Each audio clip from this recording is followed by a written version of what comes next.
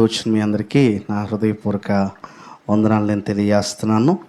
దేవుని యొక్క మహిమాన్వితమైనటువంటి నామమును ఈ సమయంలో మనము ఘనపరచవలసినటువంటి వారమై ఉన్నాం.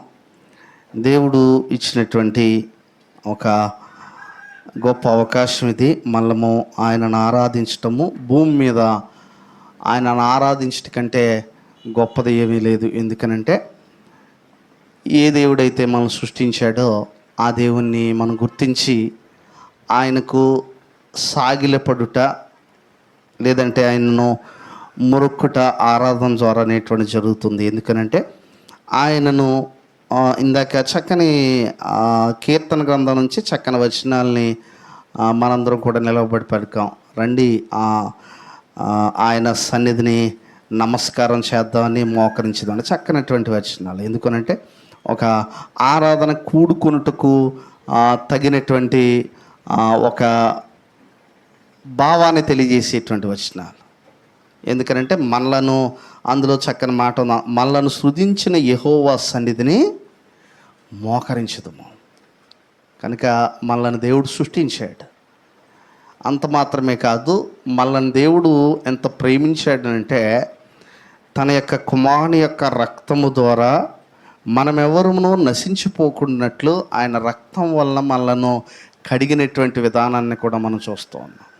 కనుక ఒక రకంగా కీర్తనకారుడు అప్పటికి అయితే మనం ఆలోచించినట్లయితే మనల్ని సృజించిన యెహోవా సన్నిధిని మోకరించదుము అని మాత్రమే కాదు, మనం ఇంకా అడ్వాన్స్గా వెళ్ళడానికి గొప్ప తరుణం ఉంది.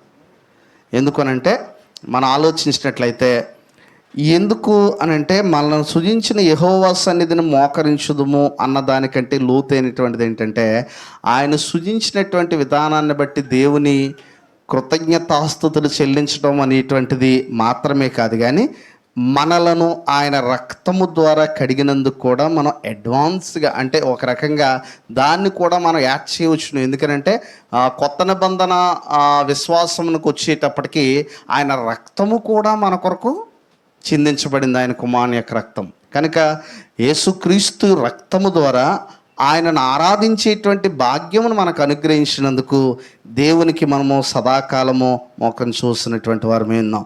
ఈ దినమున దేవుని యొక్క వాక్యాన్ని మనము ధ్యానిందాము. దేవుని యొక్క వాక్యానికి మనం లోబడడానికి దేవుడు కృప మనకు సహాయం చేయనట్లుగా మనము దేవుని వేడుకుందాం. అయితే ముఖ్య అనేటువంటి సంగతి ఏంటంటే కొరింథీయులకు రాసినటువంటి మొదటి పత్రిక 15వ అధ్యాయము 58వ వచనాన్ని కనుక మనం గమనించినట్లయితే, కాగా నా ప్రియ సహోదరులారా, మీ ప్రయాసము ప్రభువునందు వ్యర్థము కాదని ఎరిగి స్థిరులను కదలని వారును ప్రభు కార్యాభివృద్ధి యందు ఎప్పటికీ ఆసక్తులునై యుండిడి అనేటువంటి గొప్ప మాట ఇక్కడ తెలియపరచబడుతుంది. నా ప్రియ సహోదరులారా, మీ ప్రయాస ప్రభువునందు వ్యర్థం కాదు. ఏదైనా సరే వ్యర్థము కాదు అని అంటే దానికి ఒక ప్రయోజనం అనేటువంటిది ఉన్నది. అందుకే అక్కడ ఏమన్నా వ్యర్థమైన దాని యందు ఎందుకు మనస్సు ఉంచుతారంటే, కానీ ప్రభువునందు ప్రయాస వ్యర్థమైనటువంటిది కాదు. ఎందుకు వ్యర్థమైనది కాదు అనేటువంటి తెలుసుకునేటువంటి ప్రయత్నంలో ఒకసారి మనం కొరింథీ పత్రిక యొక్క నేపథ్యాన్ని తెలుసుకునేటువంటి ప్రయత్నం చేద్దాం. కొరింథీ పట్టణానికి పౌలు తన 2వ సువార్త ప్రయాణంలో కొరింథీ పట్టణానికి వచ్చాడు. 2వ సువార్త ప్రయాణంలో కొరింథీ పట్టణానికి వచ్చాడు. దాదాపుగా 6 నెలలు అక్కడ సువార్త ప్రయాణించాడు. 6 నెలలు అక్కడ సువార్త ప్రయాణించినట్లుగా మనకి పరిశుద్ధ గ్రంథం సెలవిస్తుంది. ఒకసారి మనం కొరింథీలో ఉన్నటువంటి సంఘం యొక్క పూర్వ చరిత్రకు ఒకసారి మనం వెళ్దాం. అపోస్తుల కార్యముల్లో మనం ఆలోచించినట్లయితే అపోస్తుల కార్యములు 18వ అధ్యాయంలో మనం కనుక చూసినట్లయితే 18వ అధ్యాయం అపోస్తుల కార్యములు 18వ అధ్యాయం మొట్టమొదటి సంగతి మనం చూసినట్లయితే, అటు తర్వాత పౌలు ఏథెన్సు నుండి బయలుదేరి కొరింథీనుకు వచ్చి, ఏథెన్స్ నుంచి ఆయన ఎక్కడికి వచ్చాడంటే కొరింథీకి వచ్చాడు. ఆయన వచ్చి పొంతు వంశీయుడైన అకుల్లా అను ఒక యూదుని అతని భార్య అయిన ప్రిస్కిల్లాను కనుగొని వారి యొద్దకు వెళ్ళాడు. అంటే పౌలు గారి యొక్క సువార్త ప్రయాణం, అక్కడికి వెళ్ళి ఆయన ఏథెన్సు నుంచి కొరింథీ వెళ్ళి అక్కడ ఇద్దరు భార్యాభర్తలను ఆయన కనుగొన్నాడు. వారే ఎవరంటే అకుల్లా, ప్రిస్కిల్లా. వీరు మనం ఆలోచించినట్టయితే వీరి యొక్క విషయాలన్నీ కూడా అక్కడ ఉన్నాయి. ఏమున్నాయనంటే అకుల్లా, ప్రిస్కిల్లాను కనుగొని వారి వద్దకు వెళ్ళిన యూదులందరూ రోమా విడిచి వెళ్ళిపోవాలని క్లౌదియా చక్రవర్తి ఆజ్ఞాపించినందున వారు ఇటలీ నుండి కొత్తగా వచ్చి చేరినవారు అన్నమాట. ఇటలీ నుంచి వచ్చారు వాళ్ళు అప్పటికి. ఇప్పుడు పౌలు గారు వారిని ఎక్కడ కనుగొన్నారంటే మనం ఆలోచిస్తే కొరింథీ పట్టణంలో వారిని కనుగొన్నారు. ఇక్కడ ఇలా జరిగిన తర్వాత మనం ఆలోచిస్తే ఇక్కడ చూడండి, కొరింథీ యొక్క పట్టణంలో జరిగినటువంటి విశేషమైన విషయం ఏంటంటే అక్కడ అధికారి యేసుక్రీస్తు ప్రభువుని నమ్ముకోవడం. కొరింథీ పట్టణంలో చూడండి, ఆ విషయం కూడా మనం చూడొచ్చు. ఏంటంటే సమాజ మందిరపు అధికారి 8వ వచనం చూడండి. ఆ సమాజ మందిరపు అధికారి అయిన క్రిస్పు తన ఇంటి వారితో కూడా ప్రభువునందు విశ్వాసం ఉంచెను. చూడండి, సమాజ మందిరపు అధికారి ఏం చేశాడు? సమాజ మందిరపు అధికారి అయిన క్రిస్పు తన ఇంటి వారితో కూడా ప్రభువునందు విశ్వాసం ఉంచాడు. ఇంటి వారితో కూడా ప్రభు దగ్గరికి వచ్చాడు, ఉంచాడు. మరియు కొరింథీలలో అనేకులు విని విశ్వసించి బాప్తిసం పొందారు. అనేకులు విన్నారు, విశ్వసించారు, బాప్తిసం పొందారు. ఈ విధంగా కొరింథీ సంఘం ఏర్పడింది. అక్కడ దాదాపుగా ఎక్కడ ఉన్నారో చూడండి. ఈ రోజున మనం చూసినట్లయితే చూడండి, అక్కడ ఓ మాట ఉంది 11వ వచనంలో చూడండి. అతడు వారి మధ్య దేవుని వాక్యమును బోధించుచు 1 సంవత్సరం మీద 6 నెలలు అక్కడ ఏం చేశాడు? బహుశా సంవత్సరం 6 నెలలు అంటే ఎన్ని నెలలు? 18 నెలలు అక్కడ పౌలు గారిని చాలా కేర్ తీసుకున్నారన్నమాట కొరింథీ సంఘం. 18 నెలల్లో ఎక్కడున్నాడు? 18 నెలలు ఎక్కడున్నాడు? కొరింథీలోనే ఉన్నాడు. ఈ 18 నెలల్లో కూడా కొరింథీ మారినటువంటి వారు పౌలు గారికి పరిచయం చేస్తున్నారు. నిజంగా చూడండి, వారు మారి అక్కడితో వదిలేకుండా 18 నెలల్లో అక్కడ పౌలు గారిని ఉంచుకోవడం జరిగింది. ఎందుకంటే 18 నెలల్లో కూడా ఏం బోధించాడు ఆయన? అక్కడ ఉంది చక్కగా, అతడు వారి మధ్య దేవుని వాక్యమును బోధించుచు 1 సంవత్సరం. అంటే ఏం అంటే అపోస్తుల యొక్క ముఖ్యమైనటువంటి పని ఏంటనంటే ఆ ప్రజల మధ్య దేవుని వాక్యాన్ని బోధించటం. దేవుని వాక్యాన్ని బోధించాడు. సంఘమునకు అవసరమైంది ఏంటనంటే, సంఘానికి అవసరమైంది ఏంటి? వాక్యమును బోధించాలి. ఈ రోజుల్లో వాక్యం తప్ప మిగతా అన్ని పనులు చేస్తున్నారు. వాక్యం అంటే ఎవరు రావట్లేదు. ఇదేం వస్తున్నారంటే ఏదో ఒక పండగ చేద్దామంటే వస్తున్నారు. లేదు మనందరం కూడా ఏదో చేద్దామంటే వస్తున్నారు. కానీ వాక్యం అంటే ఇష్టపడినటువంటి తరం ఇది. వాక్యం. పౌలు గారు దేని యందు ప్రయాసపడ్డారు? వాళ్ళందరూ దేని యందు ప్రయాసపడ్డారు? వాక్యమందు విశేషంగా ప్రయాసపడి. అందుకే ఏమన్నాడంటే, మీరు కనుక ఆలోచించినట్లయితే తిమోతి పత్రికలో కూడా చూడండి, వారు విశేషంగా దేని యందు ప్రయాసపడ్డారనంటే అక్కడ కూడా చెప్పబడింది.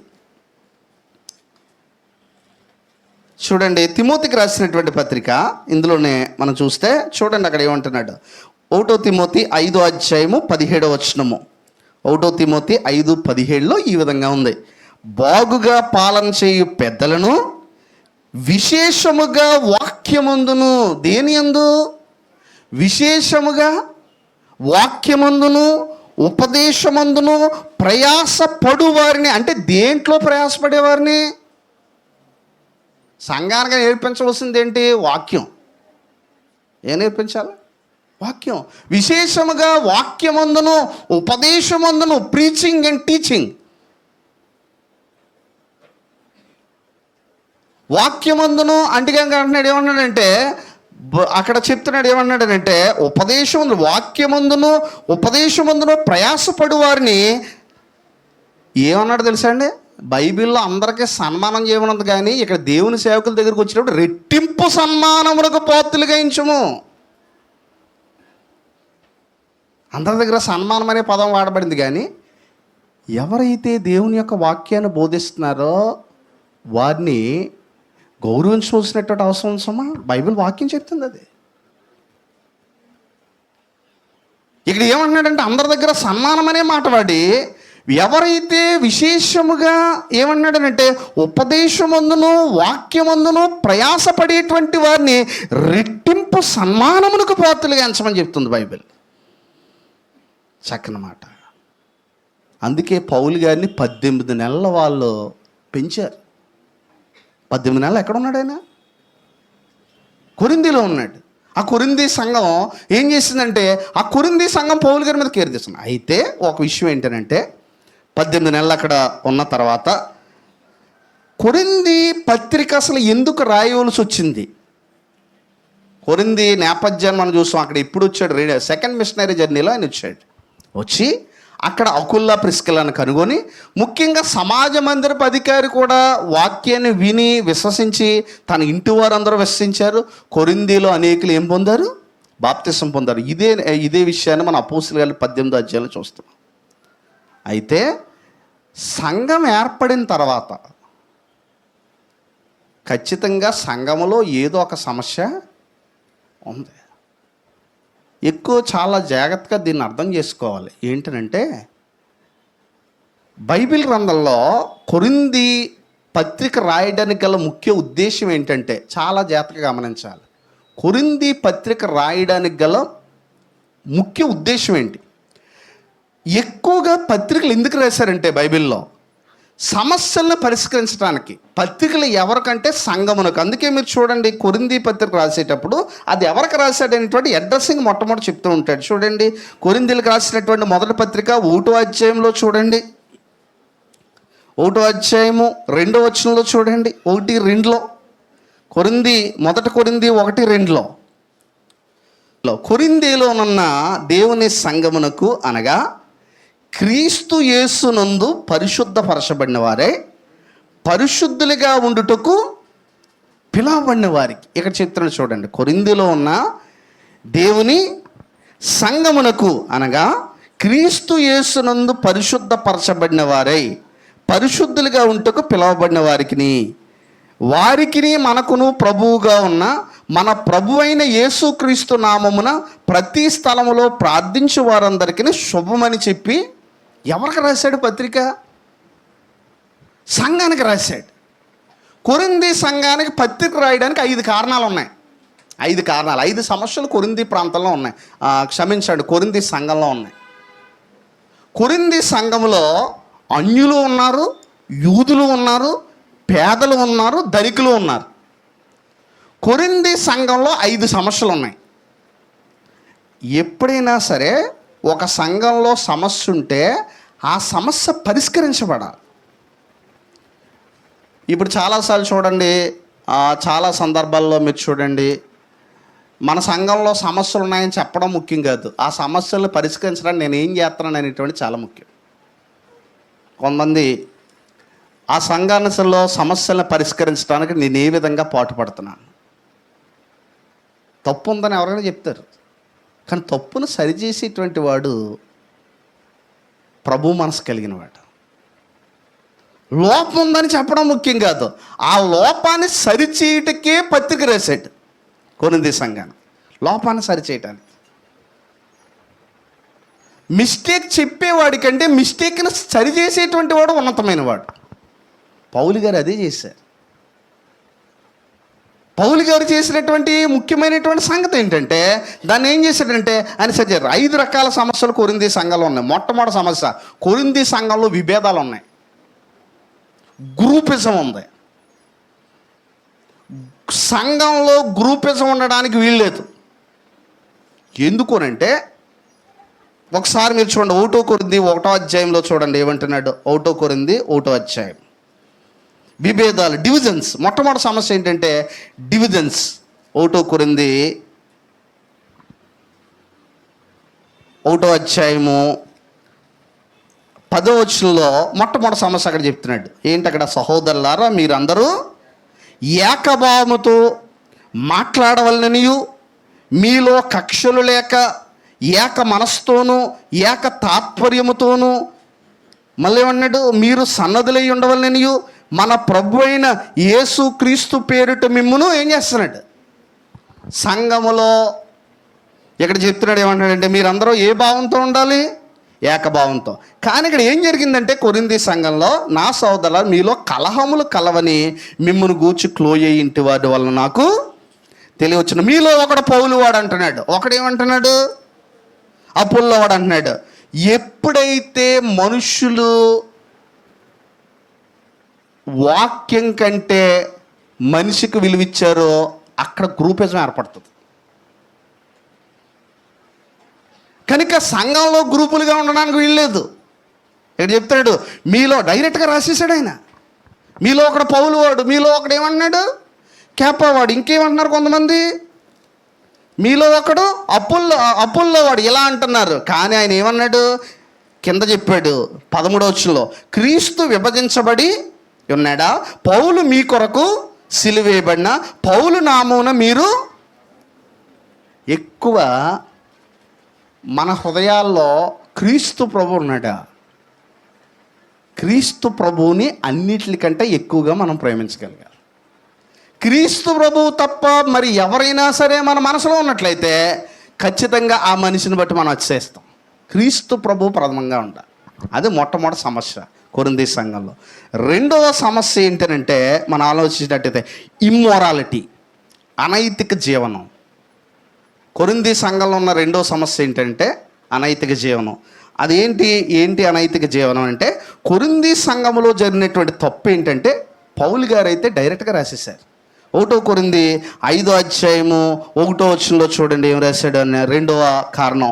1 కొరింథీ 5వ అధ్యాయము 1వ వచనం చెప్తున్నాడు, మీలో 1 కొరింథీ 5:1 అండి, మీలో జారత్వం ఉన్నదని వదంతి కలదు. మీలో ఒకడు తన తండ్రి భార్యను ఉంచుకున్నాడట, అట్టి జారత్వము అన్యజనుల్లోనైనను జరగదు. ఇట్లుండి మీరు ఒప్పొంగుచున్నారే కానీ మీరు ఎంత మాత్రం దుఃఖము పడి ఇలాంటి కార్యం చేసిన వారిని మీలో నుండి వెలివేసిన వారు. చాలా జాగ్రత్తగా చెప్తున్నాడు ఆయన. రెండవది ఏంటంటే అనైతం. అంటే కొరింథీ సంఘంలో ఒకడు తండ్రి భార్యనే ఏం చేశాడు? అది ఎలా రాసేశాడు చూడండి పౌలు గారు. అసలు సంఘములో ఎక్కడైనా సరే అక్రమం జరుగుతుంటే పౌలు గారు అలా మౌనంగా ఉన్నాడా? రాసేశాడు. మూడో విషయం, న్యాయ వివాదాలు ఉన్నాయి కొరింథీ సంఘంలో. అదేంటంటే, కొరింథీ సంఘంలో ఇద్దరికి సమస్య ఉంటే దాన్ని పరిష్కరించడానికి అన్యుల దగ్గరికి వెళ్తున్నారు వీళ్ళు. చాలాసార్లు సంఘంలో ఇద్దరికి సమస్యలు ఉంటుంటాయి. ఈ రెండు ఎవరి దగ్గర డిస్కస్ చేస్తారంటే, యేసు ప్రభు ఎరగని నోటి దగ్గరికి వెళ్ళి చెప్తుంటారు ఈ సమస్య. అతను ఎలా పరిష్కరిస్తాడు దీన్ని? ఇప్పుడు సమాధానం గురించి ఏ జ్ఞానం బోధిస్తుంది? క్రీస్తు జ్ఞానం, సమాధానం. సంఘములో ఎప్పుడైనా ఇద్దరి మధ్య సమస్యలు ఉంటే అది అన్యుల దగ్గరికి వెళ్ళి మాట్లాడుతున్నాడంటే పదే ఇంకా అతను అందుకే అన్నాడు, మీలో వ్యాజ్యము తీర్చుటకు బుద్ధిమంతుడు లేనా అని అడిగాడు. సంఘంలో ఏ ఇద్దరికైనా సరే సమస్యలు ఉన్నాయల్లా ఏం చేయమన్నాడంటే, అప్పుడు చాలాసార్లు ఏం చేస్తున్నాడు, మనం చాలాసార్లు అన్యుల దగ్గర అది చాలా సంఘాల్లో ఉన్నటువంటి సమస్య ఏంటంటే, సంఘస్థుల్లో ఉన్నటువంటి ఇద్దరు సమస్యని అన్య పెద్దలు తీరుతూ ఉంటారు. అది పౌలు తప్పు అని చెప్పాడు. ఎందుకనంటే అన్యుల దగ్గరికంటే కూడా మీ దగ్గర క్రీస్తు జ్ఞానం ఎక్కువ ఉంది కాబట్టి ఆ సమస్యను మీరే ఏం చేయాలి? పరిష్కరించాలి. ఎందుకంటే బుద్ధి జ్ఞాన సర్వసంపదలు ఎవరి యందు ఉన్నాయి? అంటే ఒక సంఘస్థుడికి లోకస్తుడు తీర్పు తీస్తున్నాడు అంటే క్రీస్తుకే బోధ చేస్తున్నాడు. అలా కుదరదు. ఎందుకనంటే సమస్యలు ఉండవని కాదు, ఉంటాయి. కానీ వాటిని పరిష్కరించడం ఖచ్చితంగా దైవభక్తి కలిగినటువంటి వారిని సంప్రదించాలి. అది ఎన్నో కారణం. మూడో సమస్యది. ఇకపోతే నాలుగో సమస్య ఏంటంటే, దీని గురించి సంఘాల్లో మొత్తం బోధించడం మానేశారు. అదేంటనంటే, వివాహము, విడాకులు, వివాహం కాని జీవితం, వీటి గురించి దాదాపుగా నేటి సంఘాల్లో మానేశారు. వివాహం గురించి ఎక్కడ ఎక్కువ బోధిస్తున్నారని అంటే పెళ్ళి స్టేజ్ మీద, అక్కడ కూడా టైం ఉంటే ముగించేయమంటే ముగించేయాలి. సాధారణంగా మీరు పెళ్ళిలో వాక్యం ఎంతసేపు చెప్పనిస్తారు? మీరు ఎప్పుడన్నా గమనించండి, వివాహం అన్ని విషయంలో ఘనమైంది. మీరు గమనించండి, వాక్యానికి అక్కడ స్థానం ఎన్ని గంటలు ఉంటుందో చెప్పండి నిజంగా పెళ్ళిలో. అంటే వాక్యం వినేటువంటి వారు ఎక్కువ మంది ఉంటారా పెళ్ళిలో? వాళ్ళు పెళ్ళి కొడుకు పెళ్ళి కూతురు రేటుగా వచ్చి కూర్చుంటారు అక్కడ. ఆ కార్డులో మాత్రం ఫార్మాలిటీగా 10 గంటలకే వివాహం జరిగినని ఉంటుంది, కానీ పెళ్ళి కొడుకు 10 గంటలకైనా పెళ్ళి కూతురు 11:30కే వచ్చి కూర్చుంటారు అక్కడ. ఈ లోపల టైం అంతా అయిపోద్ది. ఈ లోపల వెనక నుంచి ఒక ఆయన వాచ్ చూపిస్తాడు 12 గంటలకి. ఏమైపోయిందని, ఎందుకంటే గ్రామ ప్రజలందరూ మరి 12 గంటలకి భోజన కార్యక్రమాల్లో కనుక స్టార్ట్ చేయకపోతే గొడవకు వచ్చేస్తారండి అని. వాక్యానికి చోటు ఎక్కడిది? క్రైస్తవుడే వాక్యానికి విలువ ఇవ్వకపోతే ఇంక అన్యుడు ఎలా ఇస్తాడు? మనం చెప్పలేకపోతున్నాం. అసలు క్రైస్తవుడే వాక్యానికి విలువ ఇవ్వకపోతే ఇంక అన్యుడు ఎలా ఇస్తాడు? అందుకే ఈరోజు వివాహ వ్యవస్థ అనేకమైనటువంటి, నేను అన్యుల గురించి మాట్లాడట్లేదు, అన్యులకు తెలియదు ఆ జ్ఞానం, కానీ క్రైస్తవుల్లో విచ్చలవిడిగా విడాకులు తీసుకొని రెండో పెళ్ళిళ్ళు చేసుకునేటువంటి వారికి హక్కు లేదు. బైబిల్ స్పష్టంగా చెప్తుంది. ఏం చేస్తున్నారంటే ఒక కారణాన్ని బట్టి విడాకులు తీసుకోవచ్చు అని చెప్పబడింది, కానీ మళ్ళా భర్త బ్రతికి ఉండగా భార్య బ్రతికి ఉండగా ఏం చేయమన్నాడంటే మరణిస్తేనే ఆ వీలునామా ఏమో అది స్పష్టంగా రాశాడు పౌలు కొరింథీ సంఘంలో. ఈ రోజున చాలామంది సేవకులు కూడా సెకండ్ మ్యారేజ్ చేసేస్తున్నారు డబ్బుల కోసం. మ్యారేజ్ ఫీజు ఉంటుంది కదా, కానీ దీని గురించి ఎందుకంటే పౌలు గారు ఎంత క్లారిటీగా రాశాడు చూడండి. 1 కొరింథీ 7:1-5 వివాహము విడాకుల గురించి మాట్లాడాడు. అంత మాత్రమే తర్వాత వివాహము చేసుకోలేకపోతే అతను ఎటువంటి వాడు ఉండాలి, వీటి సందేహాల గురించి ఆయన మాట్లాడాడు. ఇది 3వ సమస్య కొరింథీ సంఘంలో. ఇక్కడ చూడండి 1 కొరింథీ 7:1-5 అక్కడ చెప్పబడింది. 1 కొరింథీ 7:1-5 కనుక మీరు చూస్తే అక్కడ చూడండి, మీరు రాసిన వాటి విషయము వాళ్ళ పౌలు గారిని క్వశ్చన్లు అడిగారు. స్త్రీని ముట్టకుంటే పురుషునికి మేలు అయినను జారత్వములు జరుగుచున్నందున ప్రతివానికి ఏమన్నాడు అక్కడ? ఏమన్నాడండి? సొంత భార్యలు అన్నాడా, భార్య అన్నాడా? సొంత భార్య ఉండవాళ్ళను. అయితే ఇంకోటి ఏమని చెప్పాడు? భార్య భర్తకును, ప్రతి స్త్రీకిని సొంత భర్త ఉండవాలను, భర్త భార్యకును, అలాగనే భార్య భర్తలకు వారి వారి ధర్మములు నడుపువాలను. ఇంకొక విషయం మనం ఆలోచించినట్లయితే అక్కడ ఏమన్నాడు? భర్తకు కానీ భార్యకు కానీ తన దేహం పైన, భర్తకే కానీ భార్యకు తన దేహం పైన అధికారం, అలాగనే భార్యకి కానీ భర్తకు తన దేహం పైన అధికారము లేదు. ఇక్కడ ఈ విషయాలు చెప్తూ ఏమంటున్నాడంటే అక్కడ చూడండి ఒక విషయం చెప్తున్నాడు కింద. ఏమని చెప్తున్నాడు అంటే 12వ వచనంలో చూడండి ఏం చెప్తున్నాడు. ఇవన్నీ 12వ వచనంలో ఏమంటున్నాడు చూడండి. ప్రభువు కాదు నేనే తక్కిన వారితో చెప్పవలసింది ఏమనగా అక్కడ ఏమంటున్నాడండి, ఏ సహోదరునికైనా అవిశ్వాసులైన భార్య ఉండి ఆ మతంతో కాపురం చేయని ఇష్టపడిన యెడల అతడు ఆమెను ఏం చేయకూడదు, ఏం చేయకుండా ఉందండి, పరిత్యజింపకూడదు. మరియు ఏ స్త్రీకైనా అవిశ్వాసి అయిన భర్త ఉండి ఆమెను కాపురం చేయని ఇష్టపడిన యెడల ఆమె అతన్ని ఏం చేయకూడదు. ఈ మధ్యకాలంలో ఒక సమస్య ఏంటంటే ఒక అవిశ్వాసిని వివాహం చేసుకున్నాడు. ఏం చేయాలి ఇప్పుడు? మళ్ళా భక్తి పొర్రాలని వీడికి విడాకులు ఇచ్చేసి భక్తి పొర్రాలను చేసుకునే హక్కు బైబిల్ ఇచ్చిందా? ఇచ్చిందండి? ఎవలేదు. మరణము తప్ప నిన్ను నన్ను ఏది వేరు చేయలేదని ప్రమాణం చేసింది ఎవరో? యెహోవా ముందు ప్రమాణం చేసింది ఎవరో? ఆ ప్రమాణాల దగ్గర చాలా కామెడీ అయిపోయింది ఈరోజు. ఎక్కువ సిల్లీనెస్ ఎక్కడ జరుగుతుందంటే ప్రమాణాల దగ్గర. యెహోవా ముందు ప్రమాణం చేయడం సిల్లీ. అది వ్యాధి ఎందునో, బాధ ఎందునో, కష్టమందునో, నష్టమందునో మరణం తప్ప ఏది నిన్ను నన్ను, అది ఎంత ప్రమాణం. యొప్తా చూడండి, యెహోవాకు ప్రమాణం చేసిన తర్వాత ఏది నాకు ఎదురొస్తే, అంటే ఆయన ఏమన్నాడంటే ఏది నాకు ఎదురొస్తే, నేను యుద్ధం నగ్గిన తర్వాత ఏది నాకు ఎదురొస్తే ఏం చేస్తానన్నాడు, ఇచ్చేస్తానన్నాడు. ఒకవేళ ఎవరైనా సరే ఎడబాటు చేస్తే నువ్వు మాత్రం నీ మట్టుకు నువ్వు పవిత్రుడిగానే ఉండుము. ఎందుకనంటే ఒకవేళ ఎవరైనా భార్య కానీ భర్త కానీ తప్పు చేసి ఒకవేళ వెళ్ళిపోయి నీ మట్టుకు నువ్వు పవిత్రుడిగా ఉండు. ఎందుకంటే నీకు నిత్య జీవము నిత్య నరకం అనేటువంటిది ఉంది కాబట్టి నీ ఫైనల్ డెస్టినీ ఏంటంటే ఈ లోకములో కాదు. కానీ అందుకే చెప్తున్నాడు, మీ ప్రయాస ప్రభువునందు ఏమన్నాడండి, వృధాకా, నీ మట్టుకు నువ్వు పరిశుద్ధుడిగా ఉండు. ఈ విషయాలు చెప్తున్నాడు. ఇకపోతే ఇప్పుడు నేను ఎన్ని చెప్పాను, 4 చెప్పాను. ఇకపోతే 5వ సమస్య ఏంటంటే కొరింథీ సంఘంలో పునరుద్ధానం మీద డౌట్ వచ్చింది. ఇది 5వ సమస్య. ఇది ఎన్నో సమస్య అండి, ఇది 5వది. పునరుద్ధానాన్ని కొంతమంది నమ్మట్లేదు. మనలో పునరుద్ధానాన్ని నిజంగా మనం హృదయపూర్వకంగా నమ్ముతున్నాం. పునరుద్ధానాన్ని క్రైస్తవ్యము డిపెండ్ అయ్యిందే దేని మీద, పునరుద్ధానం మీద. క్రైస్తవ విశ్వాసం యొక్క పునాది ఏంటంటే పునరుద్ధానం.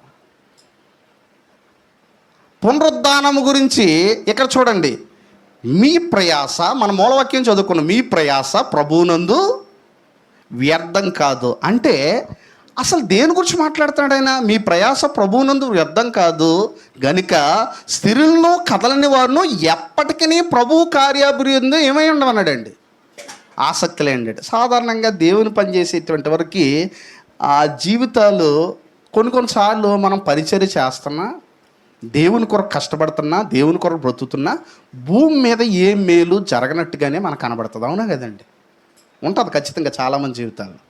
కానీ పౌలు ఇక్కడ ఏమంటున్నాడంటే కాగా అనే మాట యాడ్ చేశాడు. కాగా అనే మాట, కాగా అనేటువంటి మాట ఉందో లేదో చూడండి. అక్కడ 1 కొరింథీ 15:58 ఏముంది, 15:58 ఉన్నటువంటి మాట ఏంటి, అక్కడ అంటున్నాడండి, ఏమంటున్నాడు, కాగా అనేటువంటి మాట వాడాడు. ఎందుకు కాగా అనేటువంటి మాట వాడాడు, పైన ఉన్న దానికి కారణం చెప్తున్నాడు. కాగా అంటే దేని గురించి మాట్లాడుతున్నాడు ఆయన, కాగా నా ప్రియ సహోదరులారా అంటే ఎలా అంటే పైన ఉన్నటువంటి దానికి ఏం చేస్తున్నాడండి, కన్క్లూడ్ చేస్తున్నాడు. ఇప్పుడు మనం దేవుని కొరకు బ్రతుకుతున్నాం, దేవుని పరిచర్య చేస్తున్నాం, లేదంటే మీరు దేవుని కొరకు బ్రతుకుతున్నారు, భూమి మీద ఏమీ లాభం కలగట్లేదు.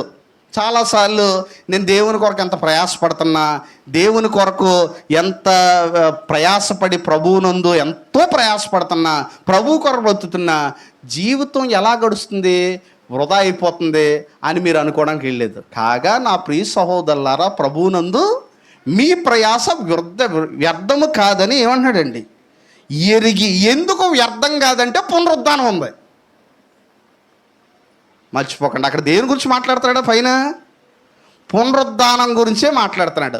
ఒకవేళ క్రైస్తవుడికి భూ సంబంధంగా అన్యాయం జరిగినా, భూ సంబంధంగా ప్రయాసకు వృధా ఎందుకు కాదనంటే క్రైస్తవ ప్రయాసకి, క్రైస్తవ పరిచర్యకి గిఫ్ట్ ఏంటంటే పునరుద్ధానం. అందుకే అంటున్నాడు. ఎందుకంటే అక్కడ కొరింథీ సంఘంలో ఉన్నటువంటి సమస్య ఏంటంటే పునరుద్ధానము లేదు అనేటువంటి మాట్లాడేటువంటి గ్రీకు తత్వవేత్తలు బయలుదేరారు. ఈరోజు కూడా చాలామంది వాదిస్తారు. యేసు ప్రభువుని, ఇప్పుడు ఒక క్వశ్చన్ అడుగుతున్నాను, యేసు ప్రభువుని నమ్ముకోకుండా ఈ భూమి మీద నువ్వు ఎంత దజ్జాగా బ్రతినా జీవితం వృధా అని నీకు ఎప్పుడైనా అనిపిస్తుందా? అసలు యేసు లేకపోతే వృధా ఈ జీవితం. నేను అనుభవంతో చెప్తున్నాను. నేను యేసు లేకపోతే వృధా. నువ్వు IAS అయినా వృధాయే ఈ జీవితం యేసు లేకపోతే. ఎందుకంటే మరణ భయాన్ని ఎవరు తీయగలరు? మరణ భయాన్ని ఎవరు తీయగలరు? మీరు చెప్పండి. మీరు చదువుకున్న ఎడ్యుకేషన్లో మరణ భయాన్ని తీసేసే చాప్టర్ అని ఉంటే నాకు పెట్టండి. మరణ భయాన్ని ఎవరు తీయగలరు? ఎవరో తీయలేరు ఈ ప్రపంచంలో మరణ భయాన్ని. ఇంకోటి ఏంటంటే మొట్టమొదట మరణం తర్వాత జీవితము లేదు అనుకోవడం ఈ భూమి మీద అత్యంత బుద్ధిహీనమైనటువంటి ఆలోచన. మరణం తర్వాత జీవితం ఉందని మనం నమ్ముతున్నామా నిజంగా హృదయపూర్వకంగా? ఒకవేళ నమ్మకపోతే ఈ 1 కొరింథీ 15 మన కోసమే రాయించాడు. ఒకసారి చూద్దాం. 15వ అధ్యాయం స్టార్టింగ్లో ఏముందో చూడండి. 15వ అధ్యాయము ఇక్కడ చూడండి ఏమంటున్నాడు. 15వ అధ్యాయము అక్కడ చెప్తున్నాడండి. 15వ అధ్యాయము 32వ వచనంలో మాట్లాడుతున్నాడు. ఏమంటున్నాడు? రేపు చనిపోదుం గనుక తిందుము త్రాగుదుము. రేపు చనిపోదుం గనుక తిందుము త్రాగుదుము. గ్రీకుల ఫిలాసఫీ ఇది. ఆ రోజుల్లో గ్రీకు తత్వం ఏమి నమ్మిందనంటే, అంటే గతంలో సద్దుకైలు కూడా ఉన్నారు, వాళ్ళు పునరుద్ధానాన్ని నమ్మరాలు. కానీ మళ్ళా కొరింథీ సంఘంలో కొత్తగా బయలుదేరిన వాళ్ళు ఎవరంటే, చాలామంది ఎలాంటి ఉంటుంటారు. ఎలా అంటే సంఘంలోనే ఉంటారు కానీ పునరుద్ధానం మీద డౌట్, సంఘంలోనే ఉంటారు కానీ యేసుక్రీస్తు మీద డౌట్, సంఘంలోనే ఉంటారు ఆయన నిజంగా తిరిగి వచ్చాడంటారా, ఏదో ప్రార్థనకి వెళ్ళి వచ్చేస్తాం అంతేగానండి పునరుద్ధానం ఉందో లేదో ఎవరో తెలుసండి. అమ్మ చనిపోయిన తర్వాత ఏం చేస్తుందో ఎవరో తెలుసండి. ఇలా సంఘంలో ఎవడన్నా ఉన్నాడంటే ఖచ్చితంగా అతని పునరుద్ధానం, అతని విశ్వాసము ఖచ్చితంగా ఒకరోజు తీర్పులోకి తీర్చబడుతుంది. ఎందుకంటే ఇక్కడ చెప్తున్నాడు, రేపు చనిపోతుం గనుక తిందుము త్రాగుదుము, మోసపోకుడి. కేవలం భూమి మీద బ్రతకడానికే సంపాదన సమకూర్చుకోవడం ఇవన్నీ చేయడం అన్నీ కేవలం, నేను అడిగేది భూమి మీద ఆస్తులు సంపాదించుకోకూడదని నేను అనట్లేదు, భూములు సంపాదించుకోకూడదని నేను అనట్లేదు, లేదంటే భూమి మీద పిల్లల్ని చదివించకూడదని నేను అనట్లేదు, ఎందుకంటే భూమి మీద వారి కొరకు ఏదో ఉంచాలని అక్కడ. కేవలం భూమి మీద బతకడానికే ఈ జీవితాన్ని వాడేస్తే ఖచ్చితంగా ఒకరోజు ప్రమాదకరమైన స్థితిలో మనం ఉన్నాం. పౌలు గారు ఈ పత్రిక అందే రాస్తున్నారు.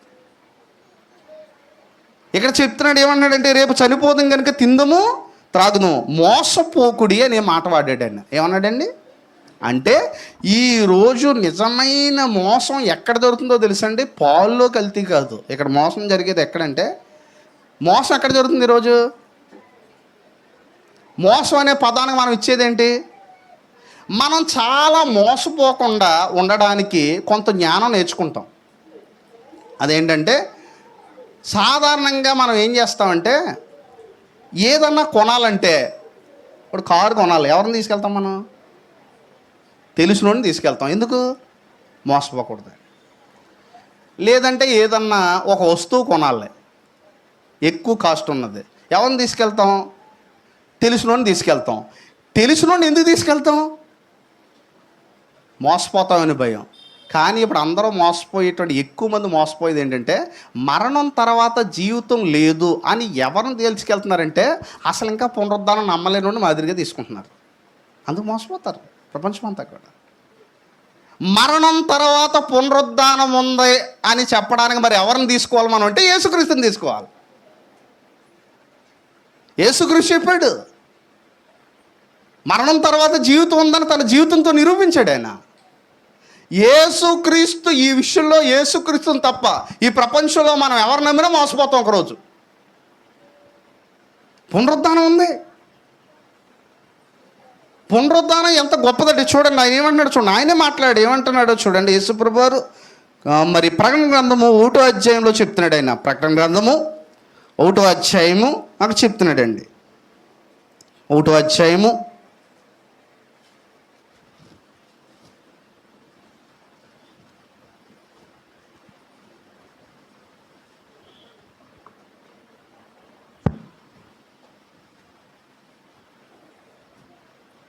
చూడండి 5వ వచనంలో చూడండి, నమ్మకమైన సాక్షియు, మృతుల్లో నుండి ఆది సంభూతుడిగా లేచిన వాడును, భూపతులకు, చూడండి అక్కడ ఏమంటున్నాడో, అధిపతి అయిన యేసుక్రీస్తు నుండి కృపా సమాధానాలు మీకు గాక. ఇక్కడ అంటున్నాడు చూడండి, నమ్మకమైన సాక్షియు, మృతుల్లో నుండి ఆది సంభూతుడిగా లేచిన వాడును అనేటువంటి మాట. మృతుల్లో నుండి ఆది సంభూతుడు లేచిన వాడును, భూపతులకు అధిపతి అయిన యేసుక్రీస్తు నుండి కృపా సమాధానాలు మీకు కలుగునుగా కన్నాడు. ఇంకో చోట ఏమన్నాడనంటే, ఇంకో మాట, ఒక చక్కని మాట కూడా చెప్పాడు. ఆయన ఏమన్నాడనంటే చూడండి 2:8 చూడండి, 2:8 అంటున్నాడు ఆయన. ప్రకటన గ్రంథం 2:8, మొదటి వాడును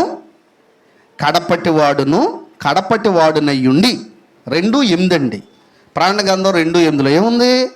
మొదటి వాడును కడపటి వాడినై ఉండి మృతుడై మరలా బ్రతికిన వాడు చెప్పు సంగతులు ఏమనగా. అంటే ఈ భూమి మీద ఒకవేళ మీరు నీతిగా బ్రతుకుతున్నందుకు అన్యాయమే ఎదురొస్తుంది. ఇప్పుడు అపోస్తులను ఏం చేశారండి? సువార్త ప్రకటిస్తున్నందుకు చంపేశారు. వాళ్ళకి భూమి మీద న్యాయం జరిగిందని మీరు అనుకుంటున్నారు? వాళ్ళకి ఒకవేళ ఇంకా చనిపోవడంతోనే అయిపోతే మరి వాళ్ళకి న్యాయం ఎక్కడ జరిగింది? మనుషులకి ఏం జరగాలి? మనుషులకి ఏం జరగాలి? ఎప్పటికైనా న్యాయం జరగాలి. మరి వాళ్ళు సువార్త ప్రకటిస్తున్నందుకు కొట్టి చంపేశారు. ఇప్పుడు న్యాయం జరిగిందా? వాళ్ళకి ఎక్కడ న్యాయం జరుగుతుందంటే వారు తిరిగి లేస్తారు. అందుకే అంటున్నాడు, ఒకవేళ క్రీస్తు తిరిగి లేపబడకపోతే మా సువార్త కూడా వ్యర్థం అంటున్నాడు. క్రైస్తవ్యం ముఖ్యంగా కట్టుకోవాల్సిన విశ్వాసం ఎక్కడంటే పునరుద్ధానం. అది మీరు ఎప్పుడైనా నిర్ణయాలు తీసుకునేటప్పుడు భూమి మీద గెటాన్ అయిపోవడానికి మాత్రమే నిర్ణయాలు తీసుకోకండి. ఎందుకంటే ఇప్పుడు ఈరోజు మనం అబద్ధం ఆడామని అనుకోండి, ఒకవేళ 2 రోజులు బతికేస్తావు, 3 రోజులు బతికేస్తావు, అవసరమైతే చచ్చిపోయేదాకా కూడా బతికేస్తావు. కానీ తర్వాత మనందరం క్రీస్తు న్యాయపీఠం ఎదుట ఏం చేయాలి? ప్రత్యక్షం కావాలి. క్రీస్తు చనిపోలేదు, ఆయన మృతుల్లోంచి లేచాడు. ఆయన ఇదిగో నేను మృతుడినైతిని కానీ ఒక చోట అంటుంటాడు, యుగయుగములు ఏం చేస్తున్నాను? జీవించున్నాను. క్రీస్తు సమాధిలో లేడు, ఆయన తిరిగి లేచాడు కాబట్టి మనకేముంది? ఖచ్చితంగా మనకు కూడా నా యందు ఇంకొక యోహాను సువార్తలో చెప్పాడు, ఇదిగో నా యందు విశ్వాసం ఉంచువాడు చనిపోయినను బ్రతుకుతాడు. భూమి మీద 2 రకాలుగా మాట్లాడే వాళ్ళు ఉంటారు. ఏంటంటే భూమి మీద బ్రతకడానికి మాట్లాడేటువంటి మాటలు వేరు, పరలోకంలో కూడా బ్రతకడానికి మాట్లాడే మాటలు వేరు. పరలోకంలో బ్రతకడానికి మనం ఏ విధంగా, అందుకే ఇక్కడ క్రీస్తు పునరుద్ధానం మనకు ఎలాంటి నిరీక్షణ ఇచ్చిందనేటువంటి సంగతి మీరు కనుక చూసినట్లయితే పేతురు రాసినటువంటి పత్రికలో ఒక మాట ఉంది. పేతురు రాసినటువంటి పత్రికలో ఒక చక్కని మాటను మనం చదివేటువంటి ప్రయత్నం చేద్దాం. అక్కడ ఉన్నటువంటి మాట పేతురు రాసినటువంటి మొదటి పత్రికలో మీరు చూసినట్లయితే 1వ అధ్యాయము 3వ వచనం చూడండి. 1వ అధ్యాయము 3వ వచనం. పేతురు రాసినటువంటి మొదటి పత్రిక 1వ అధ్యాయము 3వ వచనం చెప్తున్నాడు. ఏమంటున్నాడు అంటే ఇక్కడ, మన ప్రభువుకు యేసుక్రీస్తు తండ్రి అయిన దేవుడు స్తుతింపబడును గాక, మృతుల్లో నుండి యేసుక్రీస్తు తిరిగి లేచుట వలన, మృతుల్లో నుండి యేసుక్రీస్తు తిరిగి లేచుట వలన ఏం జరిగింది? లేచుట వలన జీవముతో కూడిన నిరీక్షణ మనకు. యేసు ప్రభు తిరిగి లేచాడు కాబట్టి ఇప్పుడు ఉన్నటువంటిది మనకు ఏ నిరీక్షణ కలిగింది? జీవముతో కూడిన నిరీక్షణ మనకు కలిగినట్లు, అనగా అక్షయమైనదియు నిర్మలమైనదియు ఓడబారందైన స్వాస్థ్యము మనకు కలిగినట్లు ఆయన తన విశేష కనికరము చెప్పిన మనలను మరలా జన్మింప చేసిన. అసలు ఎందుకంట క్రైస్తవుడు కొత్తగా జన్మిస్తున్నాడు? కొత్తగా జన్మించడానికి గల ముఖ్యమైనటువంటి కారణం ఏంటి? ఎందుకంట మనం నిజంగా బాప్తిసం పొంది కొత్తగా జన్మించామంట? అసలు ఎందుకు? ఈరోజు అనేక మంది బాప్తిసం తీసుకుంటున్నారు, కానీ పునరుద్ధానం కోసం ఎందుకు బ్రతకట్లేదు? బాప్తిసం తీసుకున్న వాళ్ళందరూ కూడా బాప్తిసం తీసుకున్నటువంటి వారు పునరుద్ధానం అనేటువంటిది ఒకటి ఉంది. అందుకే ఇక్కడ చెప్తున్నాడు, ఏమంటున్నాడనంటే ఎందుకు జన్మింపజేశాడనంటే జీవముతో కూడిన నిరీక్షణ మనకు కలిగినట్లు. మన నిరీక్షణ జీవంతో కూడింది. ఇది ఎలాంటిదనంటే, నువ్వు ఈ భూమి మీద క్రీస్తు కొరకు బ్రతకాలనుకున్నావు, అడుగడుగునా నీకు ఆటంకాలు వస్తున్నాయి, అడుగడుగునా నీకు శ్రమలే వస్తున్నాయి, అడుగడుగునా నీకు శోధనలే వస్తున్నాయి, చివరికి చనిపోయావు, అయినా నష్టపోలేదట. ఎందుకు? పునరుద్ధానం ఉంది.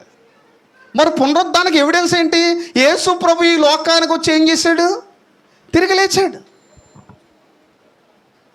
అందుకే నేటికి ఖాళీ సమాధి ఉందైంది.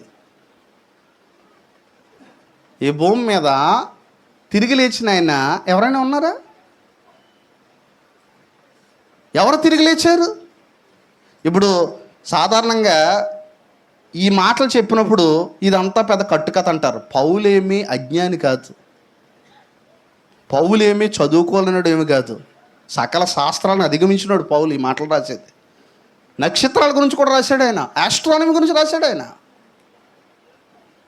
పౌలు గారు అజ్ఞాని కాదు. ఎందుకంటే గమాలియేలు పాదాల దగ్గర ఆ రోజుల్లో చదవడం అంటే ఈరోజు అమెరికా యూనివర్సిటీలో చదవడంతో సమానం.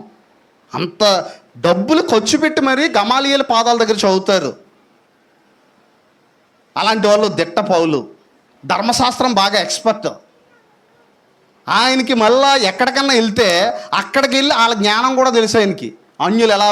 అందుకే గ్రీకు తత్వవేత్తల దగ్గరికి వెళ్ళి ఆయన అంటున్నాడు, మనం ఆయన సంతానం అని మీ కవీశ్వరుల్లో కొందరు ఏం చేస్తున్నారు చెప్తున్నారు. వాళ్ళ కవిత్వాన్ని కూడా చదివేశాడు ఆయన. మీరు ఇందులోనే చూడండి ఎంత ఎలాంటి మాటలు రాశాడంటే, కొరింథీయులకు రాసినటువంటి పత్రిక 15వ అధ్యాయంలో రాయబడినటువంటి మాటలు చూడండి. పునరుద్ధానాన్ని నిరూపించడానికి మళ్ళీ ఎంత ఖచ్చితంగా ఆయనే నిరూపించగలిగాడు. చూడండి యేసుక్రీస్తు ప్రభువారి యొక్క చూడండి ఏమంటున్నాడు అంటే 1 కొరింథీ 15:35 అంటున్నాడు. చూడండి 34వ వచనం నుంచి మనం చదువు. నీతి ప్రవర్తన గలవారే మేల్కొని పాపము చేయకుడి, దేవుని గూర్చిన జ్ఞానము కొందరికి లేదు, మీకు సిగ్గుగలుటిగా ఇట్లు చెప్తున్నాను చెప్తూ 35వ వచనం అన్నాడు, అయితే మృతులు ఎలాగూ లేతురు వారెట్టి శరీరంతో. ఈ డౌట్ వస్తుంది కదా, రాదా?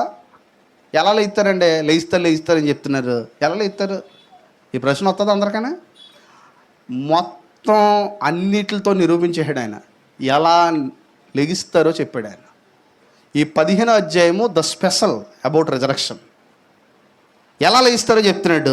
ఓ అవివేక్ అన్నాడు ఫస్ట్. అలాంటి ప్రశ్న వేసినోడు ఏమన్నాడు? మనం ఏమనుకుంటామంటే ఈ ప్రశ్న వేసినోడు పెద్ద వివేక్ అనుకుంటాం మనం. ఎలా లేస్తారండి చనిపోయిన తర్వాత? ఇంకో విషయం చెప్పనండి, ఈ లోకములో కాదు భవిష్యత్తులో ఉండే లోకంలో కూడా బ్రతకాలంటే ఈ లోకంలో మనం జాగ్రత్తగా ఉండాలి. ఒకవేళ కొంతమంది అంటుంటారు, ఏమంటే నేను మనుషుల్ని ప్రేమిస్తూనే ఉన్నానండి, వాళ్ళు ద్వేషిస్తూనే ఉన్నారండి, కాబట్టి నేను ఎంత ప్రేమించినా నష్టం ఏమీ లేదు. చివరికి సిలువే వేస్తారు యేసుప్రభుని. నష్టం ఆయనకి? యేసుప్రభుకి ఏం చేశారు? సిలువ వేసేసారు. ఓడిపోయిందా? న్యాయం ఓడిపోయింది సిలువ వేసినప్పుడు అని మీరు అనగలరా? 3వ దినాన్ని తిరిగి లేచింది సత్యం. నేనే మార్గమును సత్యాన్ని సిలువ వేశారు. సత్యం 3వ దినాన్ని తిరిగి లేచి నిరంతరము ఉంది ఈరోజు ప్రపంచంలో, లేదా? సత్యాన్ని సమాధి చేసినా సరే తిరిగి లేస్తుంది. ఒక నీతిమంతుని చివరికి అన్యులు సమాధి చేసేసిన సార్, నీతిమంతుని చివరికి ఒకవేళ ఎవరైనా బాధ పెట్టి చివరికి సమాధి చేశారనుకోండి, అయినప్పటికీ ఒకరోజు ఏం చేస్తాడు? తిరిగి లేస్తాడు. ఈ ఎవిడెన్స్ ఎవరిచ్చారంటే క్రీస్తు తిరిగి లేపబడి ఉన్నాడు కాబట్టి. అందుకే మనం ఎప్పుడూ కూడా ఈ జీవిత కాలం మట్టుకే క్రీస్తునందు విశ్వాసం ఉంచేటువంటి వారుగా ఉండకూడదు. మనం ఆరాధనకు వస్తున్నాం, దేవుని సన్నిధికి వస్తున్నాం, క్రీస్తుని నమ్ముతున్నాం అంటే అది కేవలం ఈ జీవిత కాలం మట్టుకే మనం కట్టుకోవడానికి వీల్లేదు. ఎందుకంటే యేసుక్రీస్తు ప్రభువారు క్రైస్తవం డిపెండ్ అయిందే దేని మీద? పునరుద్ధానం మీద. అందుకే ఇక్కడ చెప్తున్నాడు, ఏమంటున్నాడు చూడండి. ఓ వివేకి ఏమంటున్నాడు 36వ వచనంలో, నీ విత్తిని చచ్చితే కానీ ఏం చేయబడతావు? బ్రతికింపబడదు కదా. నీ విత్తిన దాన్ని చూడగా అది గోధుమ గింజ అయినా సరే మరే గింజ అయినా సరే ఒట్టి గింజనే ఏం చేస్తున్నావు? నువ్వు ఇచ్చున్నావు, కానీ పుట్టబో శరీరం విత్తట్లేదు. అయితే దేవుడే తన చిత్త ప్రకారం నీ విత్తిన దానికి శరీరము అండ్ భూమి మీద బోల్డ్ జరగట్లేదా? నేను ఒక విషయాన్ని మీకు చెప్పదలుచుకున్నాను. ఎప్పుడైనా మొక్కలు బాగా పెంచేవారికి ఎవరికైనా అలవాటు ఉంటే వాళ్ళందరికీ ఒక ప్రశ్న నేను అడుగుతున్నాను. మంచిదే, మొక్కలు బాగా పెంచండి, పర్యావరణ కాలుష్యం లేదు. మొక్కలు మీరు తయారు చేశారా? అవి ఎలా పుడతాయో ఎప్పుడైనా ఆలోచించారా? ఇది చేయగలిగా లేనిది మృతుల పునరుద్ధానం ఎందుకు లేదని చెప్తున్నాడు పౌలు లాజిక్. నువ్వు మొక్కను తీసుకో, విత్తనాన్ని తీసుకో. ఇప్పుడు మీరు కొబ్బరికాయలు పోతారు అక్కడక్కడ కూడా, ఆ పై పొర ఏమైపోద్ది? ఊడిపోద్ది. మధ్యలోంచి ఏమొస్తుంది? ఒక చిన్న కొబ్బరికాయలో జరగలేదా మార్పు? పౌలు అంటున్నాడు, ఓ వివేకి, నువ్వు విత్తనాల గురించి ఆలోచించు, నీకు పునరుద్ధానం అర్థం అవుద్ది. ఈరోజు అన్నీ నమ్ముతున్నాం మనం. అక్కడ కొబ్బరికాయ అయితే చెట్టు వస్తుందని ఎందుకు నమ్మలే? ఎందుకు వస్తుందండి అంటే ఎలా ఉంటుంది అది? ఆ కొబ్బరికాయ పాతుంటే చెట్టు వస్తుందని నమ్మే వేస్తున్నాం. ఎందుకంటే నీకు అర్థమైంది. ఎందుకంటే అది పాతే ఏమొస్తుంది? మొక్క వస్తుంది. ఇది నమ్ముతున్నాం.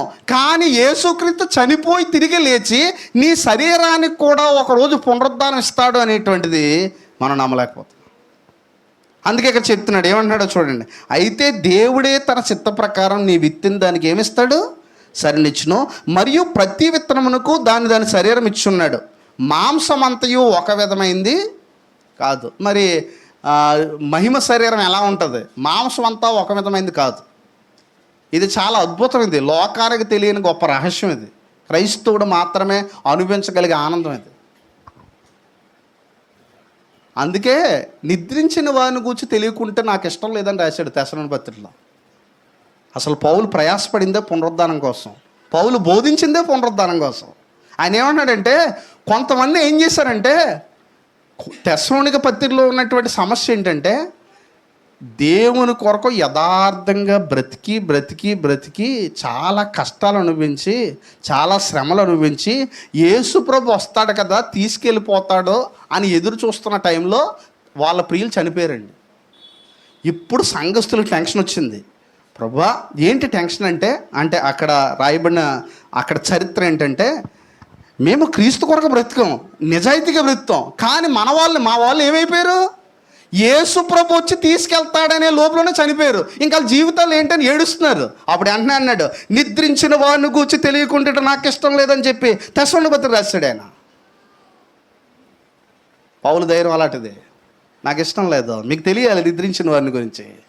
క్రీస్తునందు నిద్రించిన వారిని దేవుడు ఆయనతో కూడా వెంట పెట్టుకొని వస్తాడు. క్రైస్తవ్యానికి ఉన్న నిరీక్షణ ఈ ప్రపంచంలో దేనికి లేదు.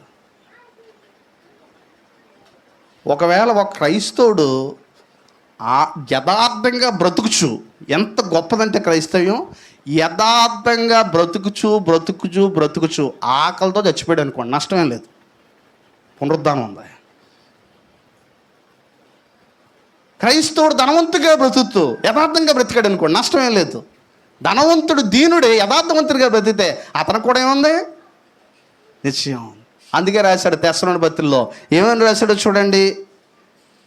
తెసలోనికి రాసినటువంటి పత్రికలో ఆయన ఏమి రాశాడంటే, అక్కడ రాసినటువంటి మాట, తెసలోనికి రాసినటువంటి పత్రిక అక్కడ అంటున్నాడు, 4వ అధ్యాయం 13వ వచనం అంటున్నాడు. 4వ అధ్యాయం 13వ వచనం, సహోదరులారా నిరీక్షణ లేని ఇతరుల వలె, చూడండి అక్కడ అంటున్నాడు, నిరీక్షణ లేని ఇతరుల వలె. అంటే ఇతరులకు ఏమీ లేదు, నిరీక్షణ లేదు, కానీ మనకేముంది?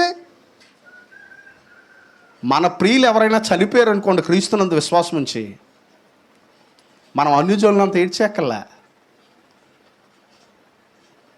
శరీర సంబంధంగా మనతో కలిసి ఉన్నారు కాబట్టి మనకేముంటుంది? బాధ ఉంటుంది. కానీ నో మోర్ అనే మాట మాత్రం వాడకండి. మన అందరితో పాటు మనం కూడా తగిలించేస్తుంటాం నో మోర్ అనే మాట. పౌలు నో మోరా?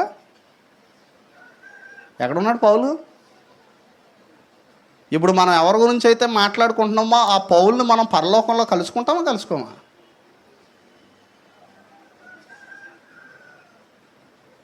ఆర్ఐపి అనే మాట కూడా తగిలిస్తాం మనం. There is no Jesus Christ, అంటే there is no RIP without Jesus Christ. RIP అనే మాట మనం ఎవరు పడితే వాళ్ళు వాడతాం. కానీ ఇక్కడ పౌలు చెప్పాడు, క్రీస్తు మృతి పొంది తిరిగి లేచనని మనం నమ్మిన ఎడల వాళ్ళకి ఆర్ఐపి, అందరికీ కాదు. యేసుక్రీస్తుని ఎందుకు నమ్మాలంటే ఈ లోక సంబంధం ఇవన్నీ చెప్తున్నాను, కానీ ప్రభు చెప్పాడు. ఇంకొకటి ఇక్కడ విషయం ఏంటంటే, ఎక్కువ మంది ఇలా చెప్తుంటే ఏమంటారంటే, మీదే రైటా? ఎస్, యేసు ప్రభు ఆయనదే రైట్ అని చెప్పాడు. ఆయన ఏం భయపడలేదు, ఆయన జనాలను సాటిస్ఫై చేయడానికి రాలేదు. ఎందుకంటే ఓనర్ దిగి వచ్చినప్పుడు ఇది నా ఇల్లు అని అడిగితే నాదే అంటాడు, లేదంటే మనందరిదని అంటాడా? కొంతమంది ఏమంటారంటే, న్యాయం ఉండాలండి, మేము అందరినీ గౌరవిస్తామండి, మీరు మాత్రం ఇది ఒకటే రైట్ అంటారు. ఎస్, ఓనర్ దిగి వచ్చినప్పుడు ఆయనది అనకుండా అందరిదని ఎలా అంటాడు? మీ నాన్నగారు ఎవరైనా అడిగితే ఆయన కూడా మా నాన్న అంటే కుదురుతుందా? నేనే ఫాదర్ అంటాడు. ఇక్కడ అంటున్నాడు, పునరుద్ధానమును జీవమును నేనే. చాలామంది అంటాడు, కొంతమంది ఏంటంటే మనుషులందరితో కలిసిపోండి, ఏదైనా ఒకటేనండి. ఈ మధ్య టీవీలో బోధ చేసే బోధకులు అందరినీ సాటిస్ఫై చేస్తున్నారు. అవసరం లేదు. నీ విశ్వాసాన్ని నువ్వు విశ్వసించు, ఓడిపో. నువ్వు సాధ్యమైనంత మట్టుకు ఇతరులను విమర్శించకుండా సువార్త తెలియజేయి. ఎందుకో తెలుసా, చివరికి ఒక విషయం ఏంటంటే, దేవుడు భూమి ఆకాశం ఉంచిన దేవుడు కిందకు వస్తే ఆయన ఏమంటాడంటే, అందరూ ఒకటేనండో, నేనే మార్గం అంటాడు. ఆయన ఏమన్నాడు? నేను ఒక మార్గం అన్నాడా? నేనే మార్గం అన్నాడు. ఒక విషయం ఏంటంటే, మిగతా దేవుళ్ళు ఎవరైతే అనుకుంటున్నారో ఒక రకంగా మంచోళ్ళే అంటాను నేను. ఎందుకు మంచోళ్ళు అంటానంటే, మిమ్మల్ని రక్షించడానికి నేను వచ్చానని వాళ్ళలో ఒకలో చెప్పలేదు, వాళ్ళు యథార్థంగానే ఒప్పుకున్నారు. వాళ్ళు మీకోసం నేను చనిపోయి తిరిగి లేచానని వాళ్ళు చెప్పారా? రేపు పొద్దున్న ప్రభువు రాక న్యాయసింహాసనం వెళ్తున్నప్పుడు వాళ్ళ దగ్గరికి వచ్చి నన్ను ఎందుకు రక్షించాలి, నేను అసలు రక్షించడానికి వచ్చానని నీకు చెప్పానా? నేను తిరిగి లేచానని నీకు చెప్పానా? తిరిగి లేచానని ఒకే ఒక ఆయన ఉన్నాడు, యేసుక్రీస్తు. ఎంత శ్రేష్టమైందండి క్రైస్తవ నిరీక్షణ. ఎన్ని కష్టాలున్నా, ఎన్ని శ్రమలున్నా డిప్రెషన్లోకి వెళ్ళకండి. పునరుద్ధానం ఉంది. కృంగిపోతాం, సహజమే. చాలా సమయాల్లో పౌలు గారు కూడా తన సేవలో ఈ లోక సంబంధమైన కష్టాలు తట్టుకోలేక కృంగిపోయాడు. ఒక సమయంలో ఆయన ఏమన్నాడంటే, ఈవెన్ దైవజనులకు కూడా చాలామంది ఏమనుకుంటారు, దైవజనులకు ఏ టెన్షన్ ఉండదు, వాళ్ళు చాలా ధైర్యంగా కనబడతారు. ఈవెన్ ఈ సువార్త ప్రయాణంలో దైవజనులు ఫేస్ చేసే టెన్షన్లు చాలా ఉంటాయి. ఒక బయటికి కనిపించే చొక్కా వెనకాల ఎన్ని చెమటలు ఉంటాయో తెలియదు ప్రజలకి, కానీ దేవుడు ఆదరిస్తాడు. చూడండి, అక్కడ ఒక మాట కూడా చెప్పాడు. ఒక చోట ఏమన్నాడంటే, శరీరరీతిగా శ్రమలను, అంటే వెలుపట శ్రమయు లోపల భయమును కలిగిందంట పౌలుకి. అప్పుడు ఆ టైంలో ఏమన్నాడంటే, దీనిని ఆదరించు దేవుడు తీతు రాక వలన మమ్మల్ని ఏం చేశాడు? ఆదరించాడు. వాళ్ళని ఆదరించాడు దేవుడు. కష్టాలు ఉన్నప్పుడు, శ్రమల్లో ఉన్నప్పుడు నువ్వు నిజంగా పశ్చాత్తాపడి ఆయన దగ్గరికి వచ్చావని అనుకో, ఆయన నిన్ను తోసాడు, ఆదరిస్తాడు ఆయన. తప్పోని కుమారుడు, మీరు ఎప్పుడన్నా చూడండి, తప్పిపోయిన కుమారుడు తిరిగి వస్తుంటే చేర్చుకోవడం కాదు కదా, అతని గురించి తండ్రి ఏం చేశాడండి? ఎప్పుడైనా సరే నేను పాపం చేస్తే మరలా తిరిగి ఒప్పుకుంటే నేను క్షమించబడతాను. నిజంగా యథార్థంగా మనం పశ్చాత్తాపడితే అలా పడి ఆయన దగ్గర తిరిగి రావాలని నేను కోటి ఆశలతో ఎదురు చూస్తున్నాడు. ఆయన ఏమన్నాడు తెలుసా, మొన్న తప్పు చేసావు కదా, వచ్చావు మళ్ళీ అని అంటలే. నా కుమారుడు తప్పిపోయి తిరిగి వచ్చాడు, సంతోషించి ఆనందిందాం. యేసుక్రీస్తులాగా ఎవరో ప్రేమించలేరు, యేసుక్రీస్తులాగా ఎవరు రక్షించలేరు, యేసుక్రీస్తులాగా ఎవరో తిరిగి లేపలేరు. మీరు ఈ భూమి మీద అత్యంత సంతోషంగా జీవించగలడానికి ఒకే కారణం ఏంటంటే, I'm proud to be a Christian. క్రైస్తవుడిని అయినందుకు నేను అతిశయిస్తున్నాను. అందుకే అన్నాడు, అతిశయించేవాడు ప్రభువునందే అతిశయించాలన్నాడు. కనుక ఈ ప్రయాస వృధా కాదు. మీ ప్రయాస ప్రభువునందు ఏమన్నాడండి? వృధా కాదు. మీరుదే ప్రయాస ప్రభునందు వృధా కాదు కాబట్టి స్థిరులను మళ్ళీ ఏమన్నాడండి? 2 ఉంటాయండి. కదలడం ఒకటే, స్థిరులుగా ఉండకపోవడం ఒకటి. స్థిరులను కదలని వారును ఎప్పటికీ ప్రభు కార్యాభివృద్ధి ఏమన్నాడండి? ఆసక్తులే ఉండండి. ఎందుకంటే మీ ప్రయాస ప్రభువునందు వృధా. కింద ఎంత చక్కగా నిరూపించాడంటే పునరుద్ధానం గురించి ఆయన ఏం చెప్తున్నాడు చూడండి. కొరింథీయులకు రాసినటువంటి పత్రికలోనే ఆయన చెప్తున్నాడు, 15వ అధ్యాయంలో అంటున్నాడు. ఆయన ఏమన్నాడు చూడండి, మాంసాల గురించి చెప్తూ 39వ వచనంలో చూడండి, మనుష్య మాంసం వేరు, మృగ మాంసము వేరు, పక్షి మాంసము వేరు, చేప మాంసము వేరు. ఏమండి, మాంసాలన్న ఒకటేనా? అప్పుడప్పుడు మటన్ ఎందుకు తెచ్చుకుంటున్నాం? మాంసాలన్న ఒకటైతే చికెన్తో సరిపెట్టుకోవచ్చుగా. చేప మాంసం వేరు. నాన్ వెజ్లో ఎన్ని ఉన్నాయి? ఇవన్నీ వేరు వేరు, టేస్ట్లు వేరు. మళ్ళీ చికెన్లోనే ఒకడు ఉండే స్టైల్ని బట్టి టేస్ట్ వేరు. చూడండి అందుకే అంటున్నాడు, ఏమంటున్నాడంటే మనుష్య మాంసం వేరు, మృగ మాంసం వేరు, పక్షి మాంసం వేరు, చేప మాంసం వేరే, అన్నీ ఒకటేనా?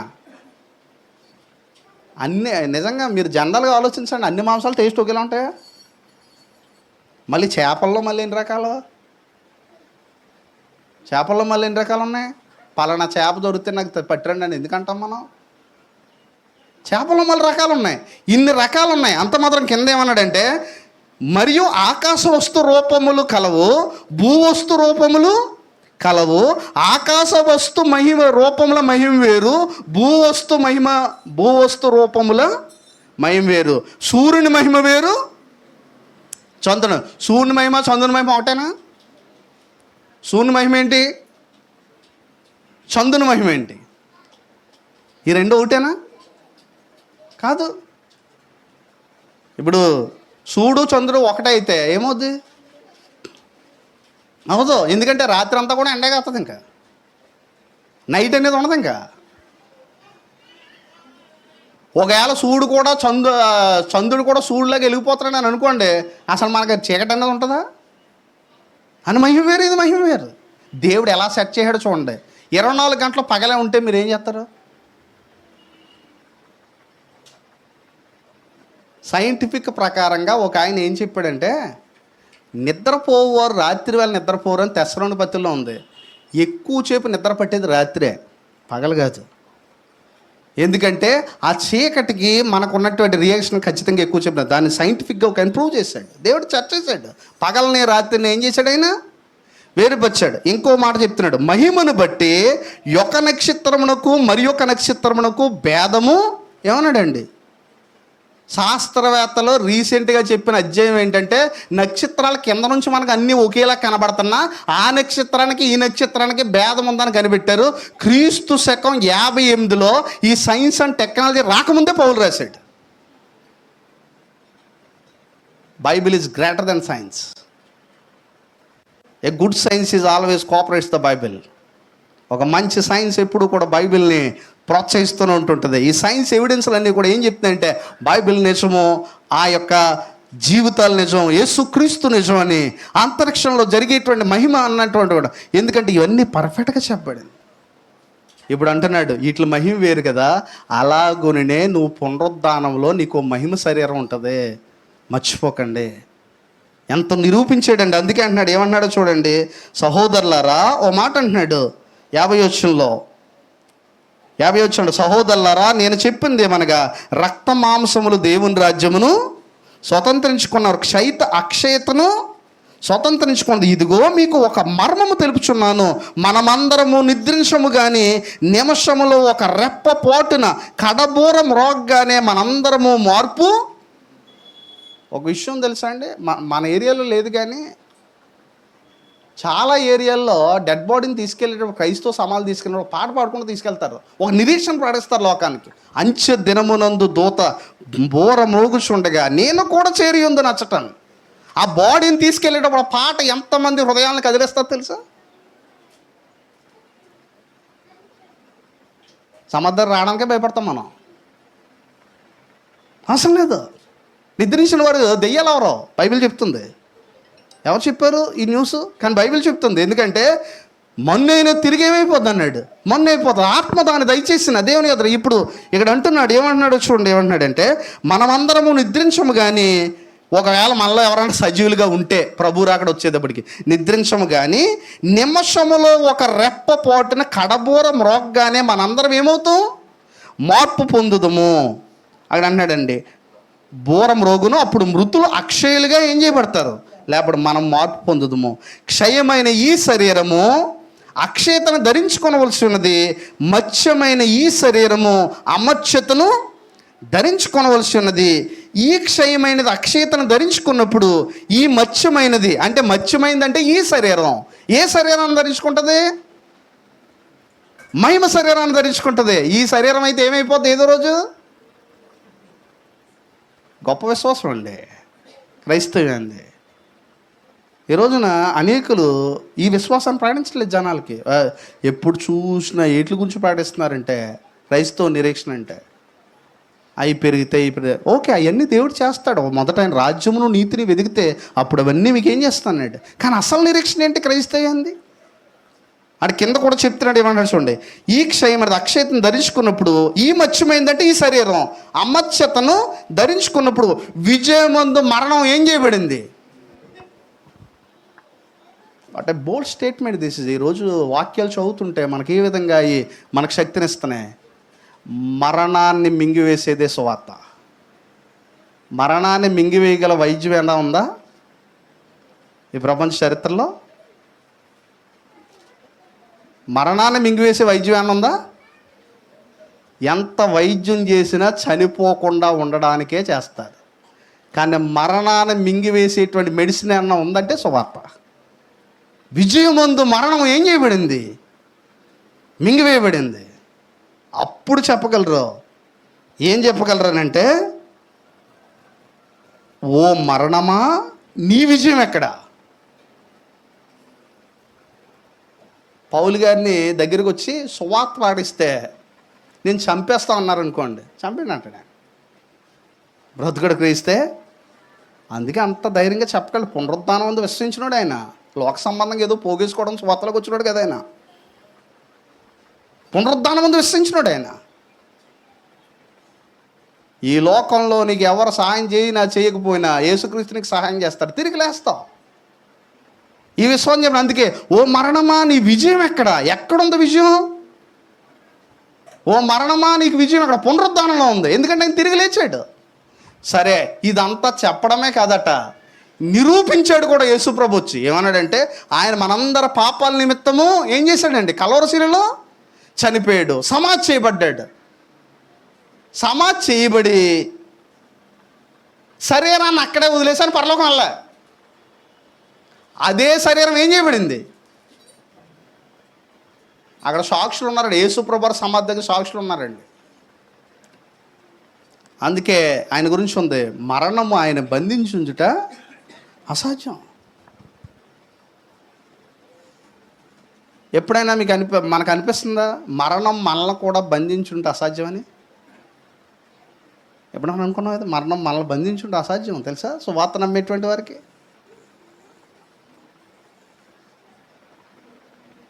ఈ భూమి మీద అంతా కూడా ఎక్కడి వరకు ఉందంటే మరణం ముందు వరకు ఏం చేయలేదు, జాగ్రత్త అంతా ఉంది. ఒకవేళ మరణించావు అనుకో. అందుకే ఇప్పటి నుంచి ఒక ప్రాణ గ్రంథం చాలా విలువైంది. నీరో కఠిన హింసలు పెడేస్తున్నాడు క్రైస్తవుని. నీరో ఎంత కఠిన హింసలు పెడుతున్నాడంటే, నీరో ఐరన్ను బాగా కాగనిచ్చి, ఐరన్ను ఎలాంటి హింసలో చరిత్రలో రాయబడ్డాయి, ఐరన్ను బాగా కాగనిచ్చి, అంటే ఐరన్ బాగా వేడి చేస్తే ఏమవుద్ది, ఎర్రగా మారుతుంది కదా. అలాంటి ఇనప కుర్చీల మీద కూర్చోబెట్టేవాడట క్రైస్తవుల్ని, యేసుప్రభుని నమ్ముకున్నందుకు. ప్రెగ్నెంట్తో ఉన్నటువంటి లేడీస్ని ఎద్దులతో తొక్కించారు 1వ శతాబ్దంలో క్రైస్తవుని నమ్ముకున్నందుకు. ఆ కడుపుతో ఉన్నటువంటి స్త్రీలను ఆ ఎద్దులు తొక్కేసి అంట. హతసాక్షుల బుక్కులో చరిత్రకారులు రాశారు. అయినా క్రీస్తును కాదనలేదు వాళ్ళు. అప్పుడు ప్రాణగతంలో ఈ యోహాను పద్మస్ ద్వీపం నుంచి ఒక స్వరం రాయి, యోహాను ఇప్పటి నుండి ప్రభువునందు మృతులు ధన్యులను రాయి, వారు తమ ప్రయాసలు మానేం పొందుతారు, విశ్రాంతి పొందుతారు. ఈరోజు క్రీస్తు కొరకు ఒక ఉన్నతంగా ధైర్యంగా దేవుని కొరకు, ఈ భూమి మీద నీకు అన్యాయం జరిగిందా, నీ మీద ఏమైనా సరే సువార్త బోధిస్తున్నావా, లేదంటే సువార్త కొరకు బ్రతుకు